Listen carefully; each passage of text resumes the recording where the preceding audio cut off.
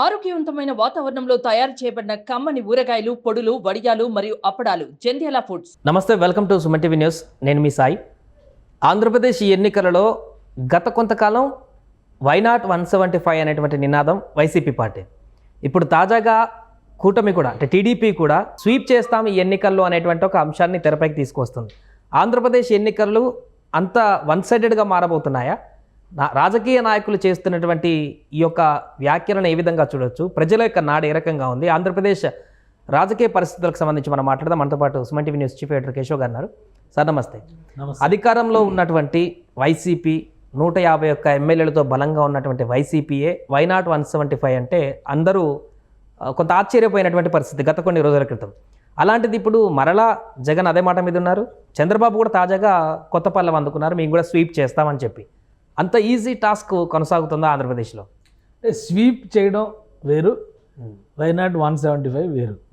ఇప్పుడు ఒక స్టూడెంట్ని 100కు 100 మార్కులు తెచ్చుకోవాలంటే అది సాధ్యమయ్యేటువంటి పని. ప్రజాస్వామ్యంలో 100కు 100% గెలుస్తామని చెప్పని ఒక సీటు విషయంలో చెప్పడం అది కూడా యాక్సెప్ట్ చేసేటువంటి విషయం. అసలు 100కు 100 సీట్లు గెలిచేస్తామని చెప్పడం అనేది కొంచెం అతిశయోక్తిలాగే ఉంటుంది ఎన్ని రకాలుగా చెప్పినా కానీ. సాధారణంగా ఎప్పటివరకు నాకు తెలిసి అయితే చరిత్రలో ఎక్కడ ఏం జరగలేదు అట్లా. మొత్తం అంతా కూడా ఒకటే పార్టీ గెలిచే ప్రజాస్వామ్యం ఉన్నటువంటి దేశాల్లో. ఇక్కడ ఆంధ్రప్రదేశ్లో ఏంటంటే జగన్మోహన్ రెడ్డి గారు మొదటి నుంచి వైనాట్ 175 అనేటువంటి అంటే ఎవరు ఊహించని టార్గెట్ పెట్టుకొని దాన్ని రీచ్ అవ్వడం అనేది జగన్మోహన్ రెడ్డి గారి ఆలోచన విధానంగానే కనిపిస్తూ వచ్చింది. ఎందుకంటే ఎవరు కూడా ఊహించలేదు. ఎందుకంటే ఆయన చేసినంత వెల్ఫేర్ స్కీమ్స్ తీసుకొచ్చినటువంటి దానిలో ఖచ్చితంగా అప్రిషియేట్ చేయాల్సినటువంటివి ఉన్నాయి. ఎట్ ద సేమ్ టైం ఆయన తీసుకున్నటువంటి నిర్ణయాలు గందరగోళపరిచేటువంటి నిర్ణయాలు, ముఖ్యంగా 3 రాజధానుల నిర్ణయం లాంటివి ఒక అయోమయ స్థితిని రాష్ట్రంలో తీసుకొచ్చినటువంటి పరిస్థితి వాటిలో ఉంది. సో అటు ఎక్స్ట్రీమ్ ఉంది, ఇటు ఎక్స్ట్రీమ్ ఉంది. కాబట్టి ఆ కోణంలో చూసినప్పుడు ఆయన 175 అనేటువంటి మాట ఆ రోజు తనకున్నటువంటి క్యాడర్ని, తన నాయకత్వాన్ని, తన ఎమ్మెల్యేలని, ఎంపీలని ఉత్సాహపరిచేటువంటి భరోసా కోసం మాట్లాడినటువంటి వ్యాఖ్యలుగానే మనం చూడాలి. ఖచ్చితంగా చేసి తీరతారా అంటే మరి పదానికి అర్థం తీసి మనం తాత్పర్యం రాయాలంటే కష్టం అది. అయినా కానీ వైసీపీ నాయకత్వం ఏంటంటే అవును అంటే అవును అనే దాని మీద ఉన్నారు కాబట్టి వాళ్ళు పదే అదే వాదన చేశారు. సో అది అక్కడ పక్కన పెట్టేస్తే క్లీన్ స్వీప్ అంటే ఏంటంటే మెజారిటీ స్వీప్ అనేది ఒక అర్థం మనం తీసుకోవాల్సింది. 175 స్థానాల్లో 120 స్థానాలు, 130 స్థానాలు అనేది ఒక డ్రీమ్. కానీ జగన్మోహన్ రెడ్డి 151 స్థానాలు సాధించి చూపించిన తర్వాత ఇన్ని సీట్లు గెలవడం కూడా సాధ్యమా అనేటువంటి ఆలోచనకి బ్రేక్ పడింది.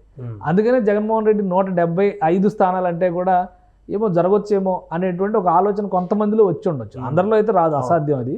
కాబట్టి కొంతమందిలో వచ్చి ఉండొచ్చు. ఇప్పుడు వైఎస్ఆర్సీపీ లెక్క అలా ఉంటే టీడీపీ ఆల్రెడీ గతంలో అచ్చెన్నాయుడు గారు ఒక స్టేట్మెంట్ ఇచ్చారు, 165 సీట్లతో మేము గెలుస్తున్నామని చెప్పారు. టీడీపీగానే, కూటమిగా కాదు, టీడీపీగానే మేము గెలుస్తున్నాం. అప్పుడు కూడా ఆయన్ని అవహేళన చేశారు, అలా ఎలా సాధ్యమైద్ది అని. ఇప్పుడు చంద్రబాబు నాయుడు గారు ఎన్ని పర్యటనలు చేసిన తర్వాత ఆయన ఒక అంచనా వేశారు.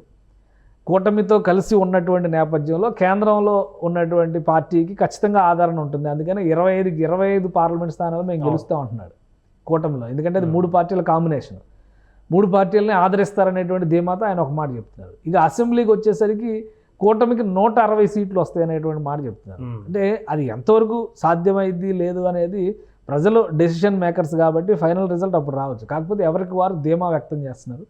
జగన్మోహన్ రెడ్డి గారు మాట్లాడుతున్నటువంటి భావనలో కానీ ఆయన భాషలో కానీ వచ్చిన తేడా ఏంటంటే స్వీప్ అనే పదం మాత్రమే వాడుతున్నారు. వైనాట్ 175 అనేటువంటి మాట మాట్లాడలేదు ఆయన. ఇప్పుడు జాతీయ మీడియాకి నిన్న ఇంటర్వ్యూస్ ఇచ్చారు, మొన్న 2 కార్యక్రమాలకి ఆయన ఇంటర్వ్యూస్ ఇచ్చారు. అందులో కూడా 2 సందర్భాలు ఆయన చెప్పింది ఏంటంటే స్వీప్ చేస్తాం అంటున్నారు, 175 అనేటువంటి మాట మాట్లాడలేదు. కాబట్టి ఇక్కడ ఉన్నటువంటి అంతరాన్ని మనం అర్థం చేసుకోవాలి. కానీ తెలుగు మీడియాకి అసలు ఎలాగ ఆయన ఇంటర్వ్యూ ఇవ్వరు కాబట్టి ఆయన ప్రసంగాల్లో ఏం మాట్లాడతారో అక్కడ మాత్రమే మనం చూడాలి. ఆల్రెడీ ఆ ఇంటర్వ్యూలో కూడా క్వశ్చన్ అడిగారు, మీరు 5 ఏళ్లకు ఒకసారి మాట్లాడతారా? 2019లో ఎన్నికల ముందర మిమ్మల్ని ఇంటర్వ్యూ చేసాం, మళ్ళీ ఇప్పుడు 2024లో ఎన్నికల ముందర మాకు అవకాశం వచ్చింది అనేటువంటి క్వశ్చన్ అడిగితే ఆయన నవ్వే చూరుకున్నారు కానీ సమాధానం చెప్పాలి. సో ఇవన్నీ కూడా జనరల్గా ఏంటంటే మీడియా ఫ్రెండ్లీగా ఉండేటువంటి వాళ్ళు, ఈవెన్ రాజశేఖర రెడ్డి గారు కూడా గెలిచిన తర్వాత ఆయన మీట్ ది ప్రెస్కి అటెండ్ అయ్యి మీడియా అంటే యూనియన్స్ నుంచి, జర్నలిస్టుల యూనియన్ నుంచి నిర్వహించినటువంటి మీట్ ది ప్రెస్కి అటెండ్ అయ్యి అందులో చాలామంది ఉంటారు, అన్ని కాంబినేషన్స్ ఉంటాయి, అన్నీ మనకు నచ్చిన పత్రికలు ఉండొచ్చు, నచ్చని పత్రికలు ఉండొచ్చు. అందరి ప్రశ్నలకి సమాధానం చెప్పేటువంటి ధైర్యం అనేది అప్పటి రాజకీయ నాయకుల్లో ఉండేది. ఇప్పటి రాజకీయ నాయకుల్లో కొంత మార్పు వస్తుంది కాబట్టి మీడియాకు దూరంగా మనం ఏం చెప్పాలనుకున్నాం అది చెప్పడం, మనం ఏం ప్రమోట్ చేయాలనుకున్నాం అది మన వ్యవస్థల ద్వారా ప్రమోట్ చేసుకోవడం, అది నడుస్తుంది. కాబట్టి జగన్మోహన్ రెడ్డి గారు చెప్పిన లెక్కకి చంద్రబాబు నాయుడు గారు చెప్పిన లెక్కకి కొంత తేడా ఉంది. కానీ జగన్మోహన్ రెడ్డి గారి భావజాలంలో కానీ పరిభాషలో కానీ వచ్చిన కీలకమైన మార్పు ఏంటంటే స్వీప్ అనేటువంటి పదం మాత్రమే వాడుతున్నారు. 175 అనేటువంటి ధీమా కనిపించడం లేదనేది ఒకటి మనం అర్థం చేసుకోవాలి. ఇంకోటి ఇప్పుడు రాబోయేటువంటి రోజుల్లో అంటే ఈ వారం 10 రోజుల్లో జరగబోయేటువంటి ఈక్వేషన్స్ ఇంకా మ్యాక్సిమం 8 రోజులు ఉంది ఎలక్షన్ క్యాన్వాసింగ్కి సంబంధించి. ఇక 11వ తారీఖు సాయంత్రం 5 గంటల తర్వాత అన్ని మైకులు మోగబోతాయి. ఎవరి తెర వెనుక వ్యవహారాలు వాళ్ళు చేసుకుంటారు. 13వ తారీఖున ఓటు వేసేటువంటి వాళ్ళ చేతుల్లో వీళ్ళ భవితవ్యం ఉంటుంది. అంతవరకు మాత్రం మనం చెప్పగలం. ఇప్పుడు నడుస్తున్నటువంటి ఈ ధీమా అంతా కూడా ప్రజల్లోకి వెళ్ళేటువంటి క్రమంలో ఎవరికి వాళ్ళకి ఆదరణ ఉంటుంది. ఇక్కడ ఆంధ్రప్రదేశ్లోనే కాదు, అసలు దేశంలోనే ఎన్నికల పోటీలో డిసైడింగ్ ఫ్యాక్టర్ ఏంటంటే ఒక 20% నుంచి 30% ప్రజలు మాత్రమే. మనకు మొత్తం ఓటింగ్ జరిగేటువంటి దానిలో ఒక 20% తీసేయాలి. ఆ 20% తీసేస్తే ఇంకా మిగిలిన దానిలో వాళ్ళకు ఒక 30%, వీళ్ళకు ఒక 30% కన్సాలిడేటెడ్గా ఉంటుంది. ఒక్కోసారి వీళ్ళ 30% 35కి పెరగచ్చు, వాళ్ళ 30% 25కి తగ్గొచ్చు. సో ఆ కాంబినేషన్స్ తర్వాత న్యూట్రల్గా ఉండేటువంటి 20%లో ఎవరు ఎక్కువ ఓట్లు గెలుచుకుంటారో వాళ్ళు గెలుస్తారు. మనకేమి 100% లేదా 51% రావాలి, హైయెస్ట్ మెజారిటీ క్రాస్ చేయాలి అట్లాంటివి ఏం లేవు కదా. మొత్తం పోటీ చేసిన వాళ్ళు ఎక్కువ ఓట్లు ఎవరికి వస్తే వాళ్ళు గెలుస్తారు. 1,00,000 ఓట్లు పోలైతే 30,000 ఓట్లు వచ్చిన వాళ్ళు కూడా గెలవచ్చు. చీలికలు ఉండేటువంటి పరిస్థితులు కావచ్చు, ఎక్కువ మంది పోటీలు చేసేటువంటి పరిస్థితులు కావచ్చు, ఓటర్లు వచ్చినప్పటికీ కూడా నోటాన్ని ఎంచుకునేటువంటి పరిస్థితులు కావచ్చు. ఎందుకంటే లాస్ట్ ఎలక్షన్స్లో మీరు చూస్తే అనకాపల్లి లోక్సభ కాన్స్టిట్యున్సీ నుంచి పోటీ చేసినటువంటి లోక్సభ అభ్యర్థులు చాలామంది కంటే నోటాకి ఎక్కువ ఓట్లు వచ్చినాయి. ఎన్ని ఓట్లు అంటే 30,000 పైచిలకు ఓట్లు వచ్చినాయి. అంటే అక్కడ అభ్యర్థుల పట్ల ఎంతటి విముఖత ఉందో ఆ రిజల్ట్ని బట్టి మనం అర్థం చేసుకోవచ్చు. కాబట్టి ఇప్పుడు వచ్చేటువంటి ఈక్వేషన్స్లో కూడా మనం ఇక్కడ చూస్తున్నటువంటి వీళ్ళు చేస్తున్నటువంటి ప్రకటనలో కూడా మనం అర్థం చేసుకోవాల్సింది ఏంటంటే ఎవరి ధీమా వాళ్ళు ప్రదర్శిస్తున్నారు, ఎవరి కాంబినేషన్స్ వాళ్ళకు ఉన్నాయి, ఎవరి ఈక్వేషన్స్ వాళ్ళకు ఉన్నాయి. కానీ ప్రజల మైండ్ సెట్లో ఏముంది అనేది ఓటింగ్ డే రోజు, రిజల్ట్ డే రోజు మాత్రమే మనకు అర్థమైంది. ఇప్పుడైతే కొంత మార్పు ఖచ్చితంగా ఆంధ్రప్రదేశ్ ప్లే గ్రౌండ్లో జరిగింది. ఆ మార్పు ఎవరికి అనుకూలం అనే దానికి ఎవరి నిర్వచనం వాళ్ళు ఇస్తున్నారని మాత్రమే మనం అర్థం చేసుకోవాలి. స్వీప్ అనే వర్డ్ కూడా జాతీయ మీడియాలకు ఇచ్చినటువంటి ఇంటర్వ్యూలో మాట్లాడుతున్నారే కానీ ఇప్పుడు ప్రచారంలో ముందుకు వెళ్తున్న సందర్భాలు ఎక్కడ యూజ్ చేయట్లేదు. 175 అని జగన్ కానీ, స్వీప్ అని చంద్రబాబు కానీ మాట్లాడుతున్న సందర్భాలు అయితే కనపడట్లేదు. అంటే చంద్రబాబు నాయుడు గారు మాట్లాడింది నెల్లూరు సభలో ఆ యాత్రలో భాగంగానే మనం గెలుస్తున్నాం అనేటువంటి మాటని ఆయన నంబర్లతో సహా చెప్పారు. జగన్మోహన్ రెడ్డి గారు సబ్జెక్ట్ మీద అంటే ఆ సబ్జెక్ట్ మీద మాట్లాడేటువంటి సందర్భం రాకపోవచ్చు, లేదా కల్పించుకోకపోయి ఉండొచ్చు. బట్ ఏంటంటే జాతీయ మీడియా ఇంటర్వ్యూలో వాళ్ళు అడిగినటువంటి ప్రశ్నలకి ఎవరు గెలుస్తారు, యాంటీ ఇన్కంబెన్సీ ఏంటి, ఇంతమంది కలిసి వస్తున్నారు కదా, మీ ధీమా ఏంటి, ప్లస్ మీరు 81 మంది మీ సొంత క్యాండిడేట్ని మార్చారు, కొంతమందికి సీట్లే ఇవ్వలేదు, వీళ్ళందరినీ మీరు మార్పులు చేర్పులు చేస్తారంటే ఓడిపోతాం అనేటువంటి భయం ఉంది కదా. మీరు నమ్ముకున్నది ఏంటి అంటే ఆయన ఒకటే మాట చెప్తున్నారంటే 2,70,000 కోట్ల రూపాయలు డీబీటీ ద్వారా నేను ప్రజలకు పంపిణీ చేశాను, అది గెలిపిస్తుంది అనేటువంటి ధీమా మీద ఉన్నారు. ప్లస్ మేనిఫెస్టోలో కూడా అద్భుతాలు, ఆహా ఓహో అనేటువంటి కార్యక్రమాలు ఉంటాయని అందరూ కూడా భావించారు. అలాంటి వాటికి అన్నిటికంటే కూడా దీన్ని స్టెబిలైజ్ చేస్తాను, ఇంకొక 5 ఏళ్ళు దీన్ని బలంగా తీసుకెళ్తే రాబోయేటువంటి 15 ఏళ్లలో లబ్ధి చేకూరుద్ది, కాబట్టి 4వ సంవత్సరం వరకు ఇదే విధానాలు ఉంటాయి, వీటిని 5వ సంవత్సరం అంటే 4 సంవత్సరాలు గడిచిన తర్వాత నేను ఎన్హాన్స్ చేస్తూ ముందుకు వెళ్తాననేటువంటి మాట ఆయన ఇచ్చారు. సో అది ప్రజలు ఎంతవరకు కన్సిడర్ చేస్తారు. పదే జగన్మోహన్ రెడ్డి గారు ప్రచారం చేస్తుంది ఏంటి, నేను చెప్పేదానికి విశ్వసనీయత ఉంటుంది, వాళ్ళకి క్రెడిబిలిటీ లేదనేటువంటి మాట చెప్తున్నారు. బట్ పాలిటిక్స్లో క్రెడిబిలిటీ అనేది ఎవరికి కూడా అదేదో బ్యాంక్ అకౌంట్ లాగా బ్యాలెన్స్లో ఉండదు, అది ఎప్పటికప్పుడు అది డ్రా అవుతూ ఉంటుంది అది. కాబట్టి ఎవరికి ఎంత బర్న్ అయింది అనేది ఎలక్షన్లో రిజల్ట్ వచ్చేవరకు ఎవరికి అర్థం కాదు. లాస్ట్ టైం అధికారంలో ఉన్నప్పుడు చంద్రబాబు నాయుడు గారు మళ్ళీ నేను ప్రమాణ స్వీకారం చేస్తాను అనే ధీమాతోనే ఉన్నారు. ఈవెన్ రీసెంట్ ఎగ్జాంపుల్ కేసీఆర్ గారు ఎన్నికలు కౌంటింగ్ జరుగుతున్న రోజున కూడా కొంతమంది ఆయన అనుకూల మీడియా అంటే ఓహో ఆహా గెలిచేస్తున్నారు అనేటువంటి ప్రచారమే చేశారు. కాబట్టి రిపోర్ట్స్ వచ్చాక కూడా మేమే గెలుస్తున్నామని కేటీఆర్ ట్వీట్ పెట్టారు. కాబట్టి ఇప్పుడు కూడా అదే చెప్తున్నారు. ఇప్పుడు ఇక్కడ ఏదో అంటారు కదా, ఉట్టికి ఎగరలేనమ్మా ఏదో స్వర్గానికి ఎగిరింది అన్నట్టుగా ఇక్కడ సంగతి ఆడవలేక ఏపీలో ఎవరు గెలుస్తారని ట్వీట్లు పెడుతున్నారు. కాబట్టి ఇది బయట నుంచి చూసే వాళ్ళ లెక్క వేరు. బయట నుంచి చూసే వాళ్ళకి ఏంటంటే మీడియాలో ఏదైతే ఎక్కువ సార్లు వాళ్ళకి పాపప్ అయి కనిపిస్తుందో అదే గొప్పగా కనిపిస్తుంది. కానీ గ్రౌండ్లోకి వెళ్ళిన వాళ్ళకి అర్థమవుతుంది ఏంటంటే పైకి అనుకున్నంత సాఫ్గా గ్రౌండ్ లేదు ఎవరికైనా కానీ, even for YCP are TDP కూటమికి కూడా. ఒకవేళ టీడీపీకి అంతా క్లీన్గా ఉందంటే కూటమి అనేటువంటి ప్రయోగాలు చేసేటువంటి అవసరం కూడా టీడీపీకి వచ్చేది కాదు. అయినా కానీ ఏంటంటే ఎక్కడో ఒక ఆలోచన ఉంది కాబట్టి కూటమిగా వెళ్తేనే సేఫ్ అనేటువంటి ఆలోచనతో టీడీపీ కూటమి మార్గంలో వెళ్ళింది. వైసీపీ ఏంటంటే బహిరంగంగా ఎవరో కలిసేటువంటి పరిస్థితులు లేవు కాబట్టి ఒంటరి పోరాటానికి అలవాటు అయి ఉన్న పార్టీ కాబట్టి వైసీపీ ఆ పందాలో వెళ్ళింది. ఇప్పుడు గెలుపు విషయంలో ఇద్దరు చెబుతున్నటువంటి లెక్కలు ఇద్దరు గెలవరు కాబట్టి ఎవరో ఒకరు గెలవాలి కాబట్టి అతి త్వరలోనే ఇంకొక వారం రోజులు ఈ సందడి అంతా కనిపిస్తుంది. ఆ తర్వాత బ్యాలెట్ బాక్స్లో అంతా నిక్షిప్తం అయ్యింది. ఆ తర్వాత ఒక నెల రోజులు విరామం, నెలన్నర దగ్గర విరామం. ఆ తర్వాత రిజల్ట్ వచ్చే వరకు కూడా ఒక్కటి సార్, అంటే లాస్ట్ టైం వచ్చినంత వన్ సైడెడ్గా అయితే ఈసారి సీట్లు వచ్చేటువంటి అవకాశం ఉందా ఎవరికైనా కానీ, కూటమి కానీ వైసీపీ కానీ?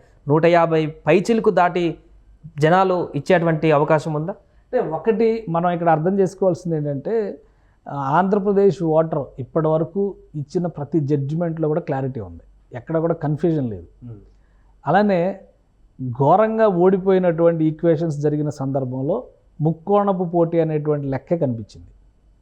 లాస్ట్ 2009 ఎలక్షన్స్లో ప్రజారాజ్యం పార్టీ అటు లోక్సత్తా పార్టీ పెట్టినటువంటి దెబ్బ విపక్ష కూటమికి దెబ్బ కొట్టింది. ఎందుకంటే అప్పుడు మహాకూటమిని ఫామ్ చేసినా కానీ గెలవలేకపోయారు, ఆ ఓట్ల చీలిక అనేది. అలానే 2014లో వచ్చినటువంటి లెక్క వేరు. 2019లో ఏం జరిగిందంటే కేంద్రం నుంచి వస్తాయనుకున్న ఏవీ జరగలేదు. రాష్ట్రంలో నడుస్తున్నటువంటి రాజకీయం పైన ప్రజల్లో కూడా తీవ్ర అసంతృప్తి ఉంది. దానికి తగ్గట్టుగా జగన్మోహన్ రెడ్డి దాదాపు 2 సంవత్సరాల పాటు ప్రజల మధ్య ఉన్నారు. ఎన్నికలకు 2 ఏళ్ల ముందరే ఎన్నికల ప్రచార ప్రణాళికతో ముందుకెళ్ళినటువంటి మొదటి పార్టీ వైఎస్ఆర్సీపీ. అలానే ప్రమాణ స్వీకారం చేసిన రోజునే 2024లో మనం ఎలా గెలవాలి అనేటువంటి విషయాన్ని కూలంకషంగా డిస్కస్ చేసి బహిరంగంగా ప్రసంగం చేసినటువంటి మొదటి వ్యక్తి జగన్మోహన్ రెడ్డి.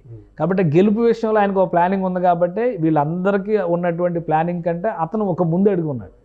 వీళ్ళని కూడా పదే అయోమయ స్థితికి తీసుకొచ్చిన పరిస్థితి ఉంది. ముందస్తు ఎన్నికలు వస్తాయన్న మాట మొదట చెప్పింది ముఖ్యమంత్రి జగన్మోహన్ రెడ్డి. సో అందరూ ఏంటంటే వచ్చేస్తాయి అనేటువంటి ఒక అయోమయంలోకి, హడావుడిలోకి కూటమి కట్టాలా వద్దా, ఎవరి లెక్కలేంటి, ఎవరి బలాలేంటి, ఈ అంచనాలో తలమునకలై ఉండగా ఆయన పని ఆయన చేసుకుంటూ పోయారు. ఇది పార్టీల పరంగా ఉన్నటువంటి ఈక్వేషన్. కానీ ఆంధ్రప్రదేశ్ ఓటరు ప్రతి సందర్భంలోనూ చాలా క్లియర్గా వన్ సైడ్ విక్టరీనే ఇచ్చారు. ఈసారి కూడా అలాంటిది ఏమైనా జరిగితే అది ఎవరికి కలిసి వస్తుందో చూడాలి. ఎందుకంటే ఒక వన్ సైడ్ అనేది అంత ఆషామాషి. ఇప్పుడు 1994లో ఎన్టీ రామారావు గారు అంత తంపింగ్ మెజారిటీతో గెలుస్తారని ఎవరు అనుకోవాలా. వాస్తవానికి 89 నుంచి 94 మధ్య ఉన్నటువంటి కాంగ్రెస్ ప్రభుత్వాలమే పెద్ద వ్యతిరేకత లేదు. కాకపోతే ఏంటంటే 3 ముఖ్యమంత్రులు మారడం పైన కుంభకోణాల మీద జరిగినటువంటి చర్చ వలన ఎక్కువ నష్టం జరిగింది కాంగ్రెస్ పార్టీకి. పైగా అప్పుడు కేంద్రంలో కాంగ్రెస్ ప్రభుత్వమే ఉంది, అయినా కానీ ఓడిపోయినటువంటి పరిస్థితిని మనం చూసాం. 99లో చంద్రబాబు నాయుడు కూడా ఆయన వెన్నుపోటుతో అధికారంలోకి వచ్చారనేటువంటి మాటను విపరీతంగా ప్రచారం చేశారు వైఎస్ రాజశేఖర రెడ్డి. అలానే ఉచిత విద్యుత్ అనేది దేశంలోనే మొదటిసారిగా ఒక నినాదంగా ఎన్నికల మేనిఫెస్టోలో పెట్టినటువంటి మొదటి వ్యక్తి రాజశేఖర రెడ్డి. దాన్ని కూడా కాదని చంద్రబాబు నాయుడుకి ఆ రోజు ఓటు పడింది. దానికి కారణం ఏంటంటే ప్రజలు ఒక సైడ్ నుంచి వెళ్ళాలని డిసైడ్ అయ్యారు కాబట్టి ఆ రోజు చంద్రబాబు నాయుడుకి, టీడీపీ, ఎన్డీఏ కూటమికి మద్దతు లభించింది. జాతీయ స్థాయిలో వాజ్పేయి, ఇక్కడ చంద్రబాబు నాయుడు వచ్చారు. 2004లో వచ్చేసరికి ఆ అంచనాలన్నీ కూడా తలకిందులైనవి. వన్ సైడ్గా అంటే అప్పుడు రాజశేఖర రెడ్డి గారు కూడా కూటమిగానే వెళ్ళారు. ఆ సిపిఐని కలుపుకున్నారు, టీఆర్ఎస్ని కలుపుకున్నారు, అట్లనే వెళ్ళారు. అప్పుడు కూడా కూటమికి వన్ సైడ్గా ఓట్లు పడినాయి. సో ఈ హిస్టరీని మనం చూస్తే కనుక ఏదో బొటాబొటి మెజారిటీ అనే లెక్కలో లేదా త్రిశంకు స్వర్గంలో వచ్చేటువంటి అవన్నీ ఉండకపోవచ్చు అని నేను అనుకుంటున్నా. వన్ సైడ్గానే ప్రజల జడ్జిమెంట్ ఉంటుంది. అది ఏ సైడ్ అనేది మాత్రం మనం ఇప్పుడే చెప్పలేం. ఈ వారం రోజులు గ్రౌండ్ రియాలిటీ కూడా చూసిన తర్వాత అప్పుడు మనం ఒక అంచనాకు రావచ్చు. Right sir. సో మొత్తానికి అది ఆంధ్రప్రదేశ్లో ప్రస్తుతం ఉన్నటువంటి పరిస్థితుల్లో అటు కూటమికి కానీ వైసీపీకి కానీ క్లీన్ స్వీప్ వచ్చేటువంటి పరిస్థితి ఉండకపోవచ్చు, కానీ ప్రజల యొక్క ఇంటెన్షన్ ప్రకారం అయితే ఏదో ఒక పార్టీకి అయితే పక్కగా మెజారిటీ వచ్చేటువంటి అవకాశం కనిపిస్తుంది. అది ఏ పార్టీ అనేది మనం ఎన్నికలు అయిపోయిన తర్వాత June 4న చూడవలసినటువంటి అవకాశం ఉంది. సుమన్ టీవీలో మీ పర్సనల్ అండ్ బిజినెస్ ప్రమోషన్స్ కోసం కింది నెంబర్కి కాంటాక్ట్ చేయండి.